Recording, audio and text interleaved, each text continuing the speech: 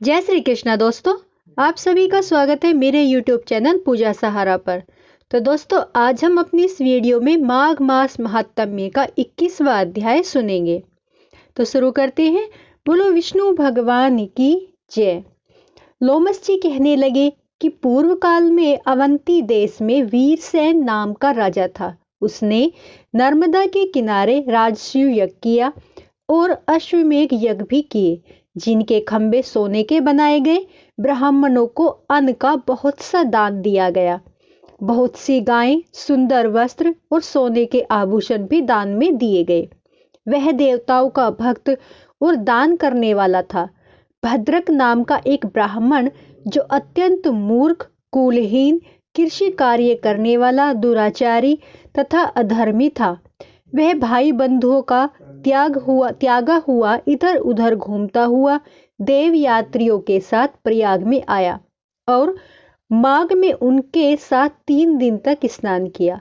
वह 3 दिन में ही निष्पाप हो गया। फिर वह अपने घर चला गया। वह ब्राह्मण और राजा दोनों एक ही दिन मृत्यु को प्राप्त हुए। मैंने इन दोनों को बराबर इंद्रलोक में देखा। तेज, रूप, बल, स्त्री, वस्त्र और आभूषणों में दोनों समान थे। ऐसा देखकर उसके महात्म्य को क्या कहा जाए। राजसूय यज्ञ करने वाला स्वर्ग का सुख भोग कर फिर भी जन्म लेता है, परंतु संगम में स्नान करने वाला जन्म मरण से रहित हो जाता है। गंगा और यमुना के संगम की हवा के स्पर्श से ही बहुत से दुख नष्ट हो जाते हैं। अधिक क्या कहें। और किसी भी तीर्थ में किए गए पाप माघ मास में प्रयाग में स्नान करने से नष्ट हो जाते हैं।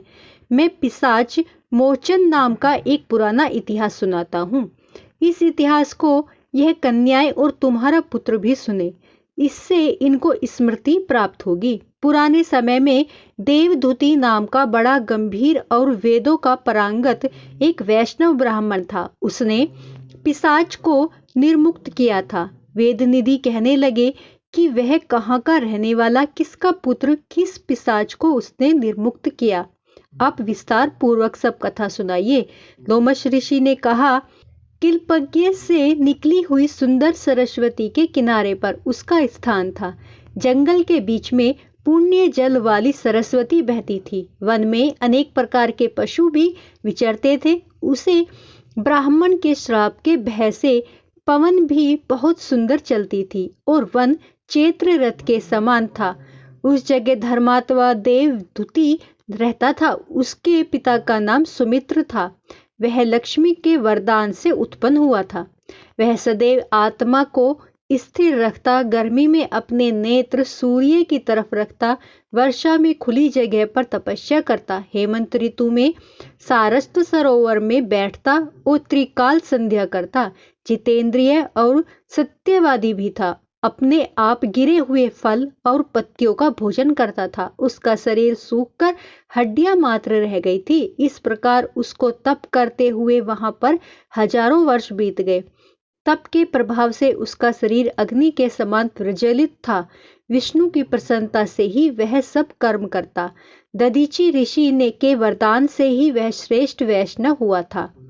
एक समय उस ब्राह्मण ने वैशाख महीने की एकादशी को हरि की पूजा कर उनकी सुंदर स्तुति तथा विनती करी। उसकी विनती सुनकर भगवान उसी समय गरुड़ पर चढ़कर उसके पास आए। चतुर्भुज, विशाल नेत्र, मेघ जैसा शिवरूप भगवान को स्पष्ट देखकर प्रसन्नता के मारे उसकी आंखों से आंसू भर आए और कृतकृत्य होकर उसने भगवान को प्रणाम किया। उसने अपने शरीर को भी याद न रखा और भगवान के ध्यान में लीन हो गया। तब भगवान ने कहा कि हे देवदूति, मैं जानता हूँ कि तुम मेरे परम भक्त हो। मैं तुमसे अति प्रसन्न हूँ। तुम वर मांगो। इस प्रकार भगवान के वचन सुनकर प्रेम के मारे लड़खड़ाती हुई वाणी में कहने लगा कि हे देवाधिदेव, अपने माया से शरीर धारण करने वाले, आपका दर्शन देवताओं को भी दुर्लभ है। अब आपका दर्शन भी हो गया, मुझको और क्या चाहिए। मैं सदैव आपकी भक्ति में लगा रहूं। भगवान उसके वचन सुनकर कहने लगे कि ऐसा ही होगा। तुम्हारे तप में कोई बाधा नहीं पड़ेगी। जो मनुष्य तुम्हारे कहे गए स्तोत्र को पढ़ेगा, उसकी मुझ में अचल भक्ति होगी, उसके धर्म कार्य सांगोपांग होंगे और उसकी ज्ञान में परम निष्ठा होगी। तो दोस्तों, आज हमारा अध्याय 21 यहीं पर समाप्त होता है। बोलो विष्णु भगवान की जय। दोस्तों, मेरी वीडियो आपको अच्छी लगी हो तो प्लीज़ लाइक, सब्सक्राइब, शेयर जरूर करें। कुछ पसंद नहीं आता है तो उसके लिए भी मुझे कमेंट करें। जय श्री कृष्णा।